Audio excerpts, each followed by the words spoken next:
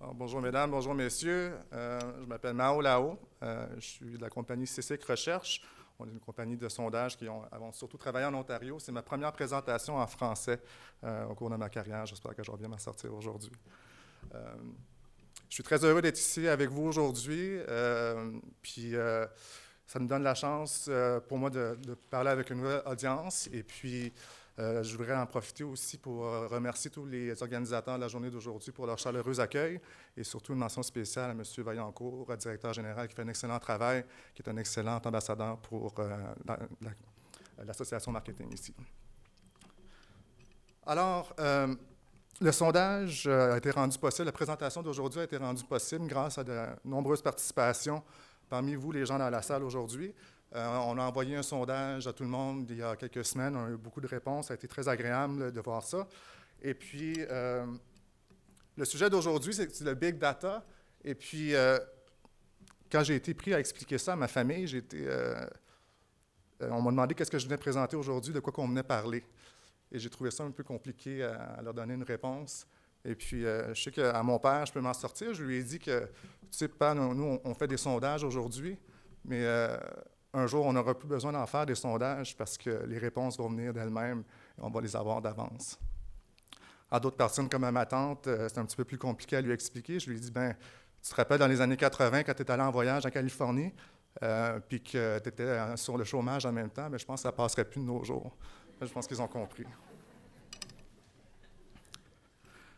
Donc, dans les échanges, dans les journées comme aujourd'hui, c'est particulièrement agréable quand on constate qu'il y a des gens qui viennent d'horizons différents, ou même des gens qui viennent de la même industrie que nous, mais qui ont des perspectives différentes.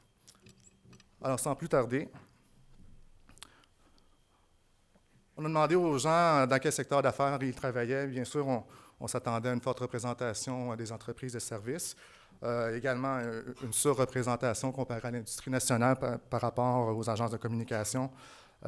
Mais ça, on s'y attendait. Ceci, c'est un sondage aujourd'hui qui va permettre à tout le monde d'avoir une conversation dirigée, qui va permettre aussi à tous les autres conférenciers de mieux répondre à vos besoins d'aujourd'hui.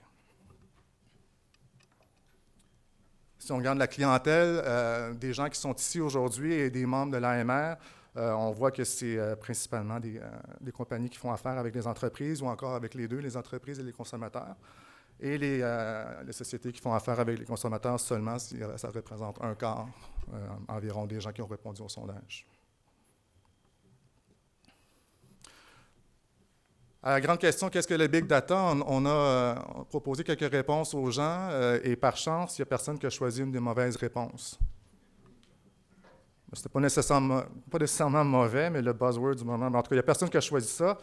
Et bon, je suis content de voir qu'il n'y a personne qui a choisi cette dernière réponse non plus.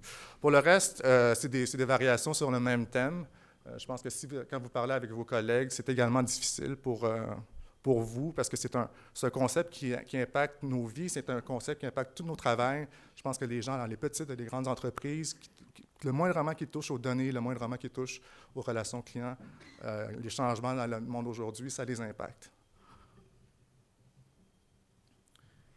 Si on regarde le budget que les gens ici consacrent au big data, bon, c'est sûr que les plus petits montants représentent la plus grande proportion. Et qu'on voit quand même une grande part qui dépense en haut de 250 000 $ par année sur les activités reliées au big data. On a également demandé aux gens combien de personnes étaient impliquées dans leur organisation, que ce soit des employés, des consultants ou encore des gens à l'externe. Et en moyenne, les gens ici, ils ont 14,5 personnes. La décimale est peut-être un peu trop, là, mais il y a environ 14-15 personnes par entreprise par année qui sont dédiées au big data.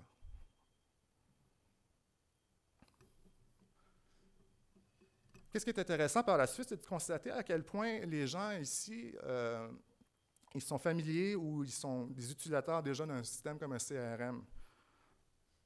On a demandé aux gens s'ils pensent avoir un système en place, un système qui va bien gérer et connaître leurs clients, un CRM, et 58% des gens ont répondu oui. Et parmi ceux qui en ont un, il y a environ 3/4 des gens qui qui disent que ça répond à leurs besoins. Donc, au net, si on regarde ça, ça fait moins de la moitié des gens qui ont un système qui, selon eux, répond vraiment à leurs besoins.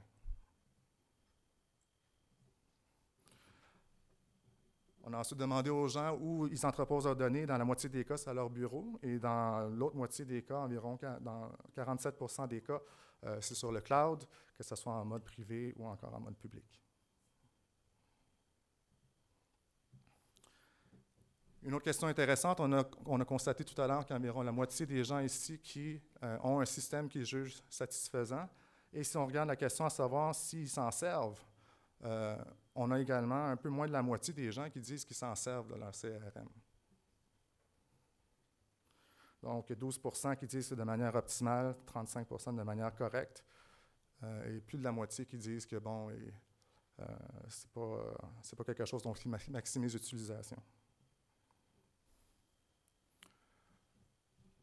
Dans le public d'aujourd'hui, les équipes qui maximisent l'utilisation du big data, c'est évidemment les gens qui font beaucoup de travail qui sont reliés au traitement de données, les transactions, l'analyse des clients, tout ce qui a rapport au transfert de données en diverses équipes.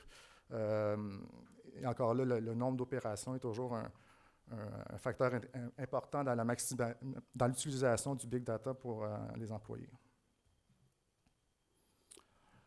Sur une question reliée à ça, on demande aux gens aussi s'ils utilisent des outils technologiques pour optimiser la fidélisation de leur clientèle. Dans la moitié des cas, on leur répond oui. Donc, c'est à peu près la même proportion que les gens qui utilisent un CRM.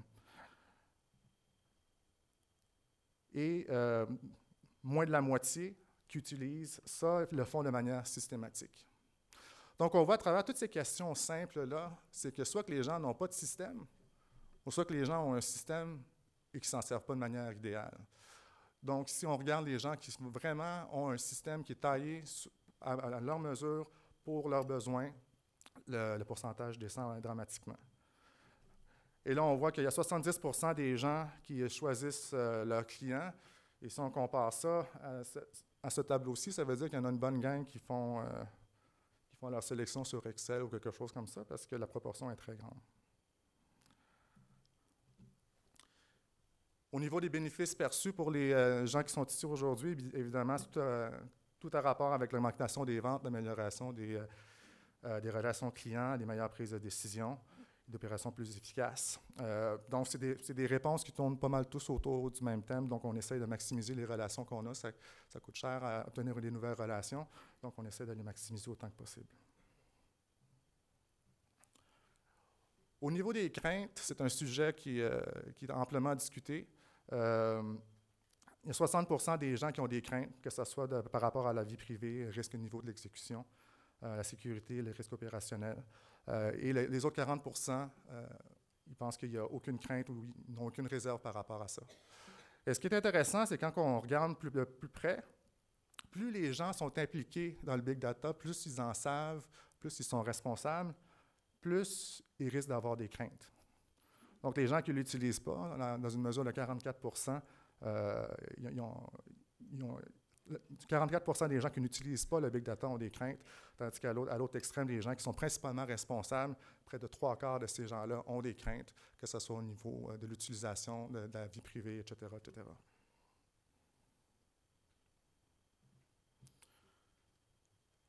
Et finalement, on a demandé aux gens quel type de données font partie de leur stratégie. Encore là, c'est toutes des données qui sont de haut volume, les transactions, l'analyse de sites web, les documents, etc., etc. Tout ce qui est à haut volume, qui a beaucoup de communication inter-base de données, ça se retrouve sur ce tableau-là. Donc, à 74 % les gens se servent de ça pour les transactions.